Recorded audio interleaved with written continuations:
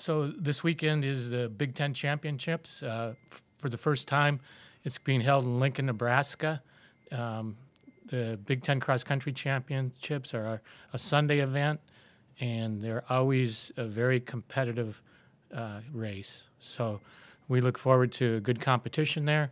There's some very good teams in the conference this year, as always. Wisconsin always has a strong squad, and they do again.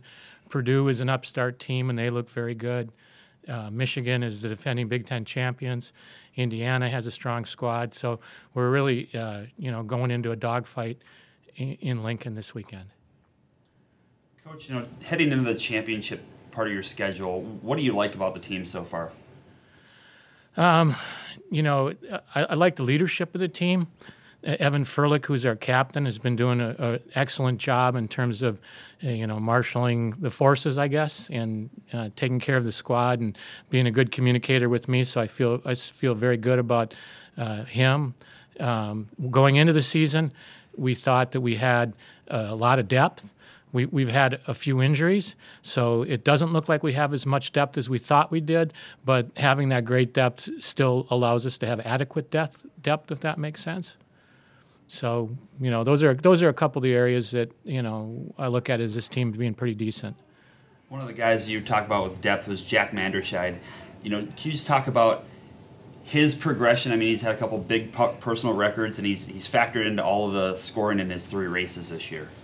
Yeah, Jack's from Edina High School. He's in his 3rd year, so he's a redshirt sophomore. And Jack has continued to get better. He's done what we'd like to see. Came in as a good runner, but, a developmental runner like so many of our guys are, I guess. And he's developed. And so, that's the aim and the goal that we have when we bring kids from. We bring in a lot of kids from Minnesota and Wisconsin to be part of our squad. And the Big Ten has become a very, very tough league as it's grown in size and depth. And so for a lot of these kids, there's an apprenticeship that goes into being where they can really be good contributors. And Jack is making those steps, and I've told that to the team that they should watch Jack because the steps he's making forward are the steps I'd like to see from a lot of guys. You ran at this course earlier this year. You won the team title. Alec Bastian won the individual title. Does that give you a competitive advantage, or is it more about getting the guys a chance to see a course they have never seen before? It doesn't hurt. I think that, going into Lincoln now, the guys that were there, we only took half the squad down there, so those guys have a knowledge of what the course was like there. And it was good for us to see exactly what it was because, you can hear people can talk about, give descriptions, but descriptions and accounts very widely.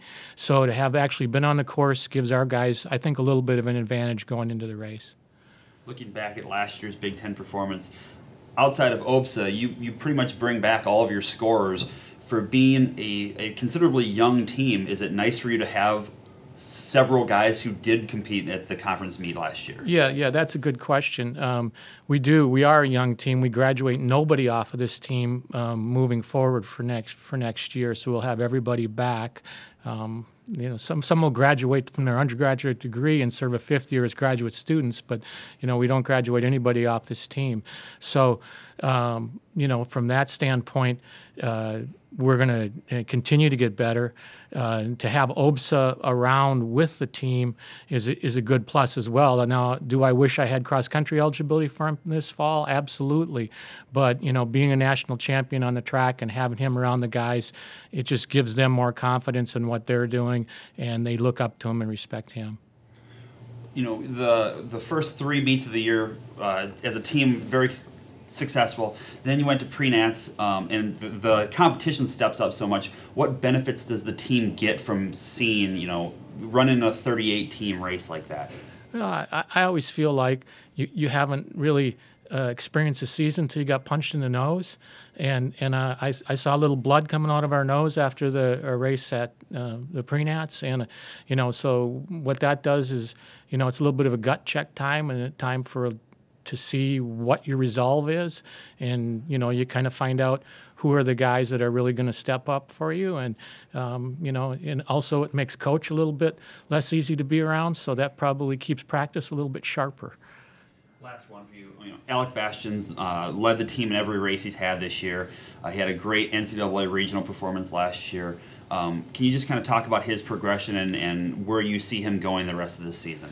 Yeah, Alec, when we came in again, we're looking at Alec like Jack, that he's a developmental type guy. And Alec was a wrestler in high school. I remember my recruiting conversations with him. I just was like, what a nice kid this is. What a down-to-earth kid this is. And he's come in and he's really delivered for us. I mean, he's a redshirt sophomore again, like so many of our guys are. And he just has continued to get better and better. I think he got confidence by his fourth place finish in the Big Ten on the track last year in the steeple. So I think that kind of got him, thinking that he could do some things. And then out on the cross country course, winning the race at Nebraska and being the Big Ten runner of the week, I think even added to his confidence more. And so, I'm very excited to watch him over the next weeks to see what he can do. Excellent. Thank you, Coach. Yeah, thank you. Good questions.